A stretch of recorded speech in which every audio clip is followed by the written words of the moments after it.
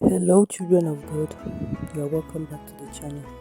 So, it has been a while on this channel, as you know. We're all about studying the Word and being able to answer questions concerning the Word in the form of Bible quizzes. So, for a while, we have not been around due to unforeseen circumstances, but right now, we are back and we have come back also with new, interesting things that we can do as children of God. So, it's the year 2026. So earlier this year, I read a book about a Christian and how his Christian journey was. And it occurred to me that the book inspired me so much and made me think really deep. And I was like, why not also recommend books that have inspired me, Christian books that have inspired me and strengthened me on my Christian journey to other Christians through this channel. So that is what I have decided to do this year.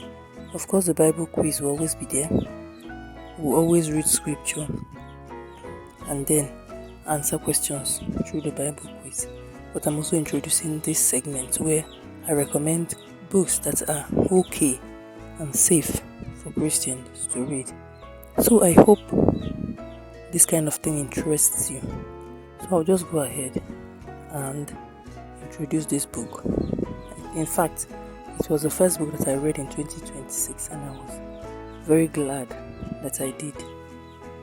So don't forget to like, comment and subscribe to the channel so that you can help us grow and spread the word.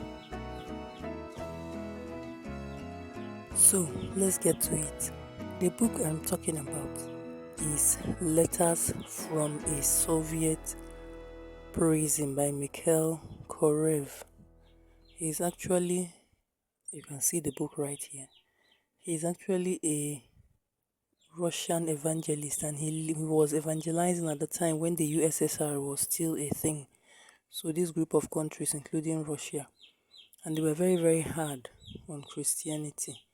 So this book follows his journey as he went about serving his God under the oppression of the communist government that was in his country at that time.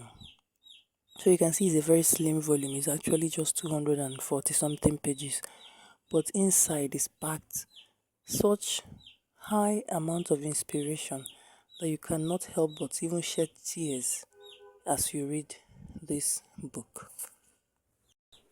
It says at the back, this book contains the first account in English of the trial of Mikhail Korev, a leader of the unregistered evangelical Baptists in the Soviet Union, along with 33 letters from prison to his sons that were secretly printed in the USSR. They form a moving account of one man's sufferings for Christ and a challenging masterpiece of Christian spirituality. So, the book contains about 33 letters, and these letters were actually written to his young sons at the time who had to come to prison almost every year or like 3 times a year to come and visit him because he was in prison many times and he did not give up on his faith. Instead, he doubled down and continued doing the work. Reading this book, you get the sense that he was somehow like St. Paul. If you're conversant with St. Paul in the Bible, St. Paul was ready to die for the gospel of Christ. So that was how this brother Michael was. So reading his letters, you come to ask yourself, how am I even taking my Christian life? How am I living? Nowadays, persecution against Christians, although it is not absent, but it is not as much as it used to be. So it has made many Christians to be lax. This book will make you to think and to reevaluate some of the small compromises that you have gotten into in your Christian journey, and it will make you to decide it is either all or nothing. This book will make you to see the extent to which some people will go because of their love for Christ. So I just thought I should introduce this book to you people and recommend it to you so that you will be encouraged in your Christian faith. The book was actually originally written in Russian, but then it was secretly smuggled out of the prison by people who also believe in the salvation of God. And then it was translated to many languages, including English. So that is why it is now available to many more people all around the world. In this book, Letters from a Soviet Prison Camp, we get to follow him as he many times was almost killed in prison, and in fact some of his contemporaries died in prison, but yet he did not give up.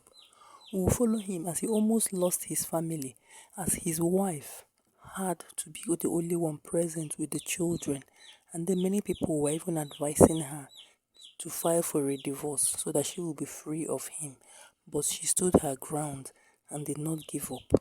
The book asks questions like, the wife that was at home taking care of the kids, was she also working for God even though she did not go out to the field? Is her own service acceptable to God? But that question was answered in a very glorious way towards the end of the book, and I am very, very happy with that. This book teaches us that God has different fields and different arenas for us to serve in. And once we get to know it, we should get right down to it. We should not look at another person's area of service and say that is where I'm supposed to be, or we should not say that this place that God has put us is very hard. Instead, we should ask for His grace to be able to serve wherever He has put us. This book is a story of triumph of good over evil. I would strongly recommend that you go and seek out this book. I don't know how it is being printed now, but I'm sure you can surely get it in a thrift store. So that's the book I wanted to recommend to you guys. I hope you will be blessed by it. So, guys, as I said before, please support us, help us grow by subscribing and commenting. In the comments, you can write names of books that you think will benefit us, even as Christians, or that you would like me to read and check out, or books that have inspired you. See you in the next video. Bye.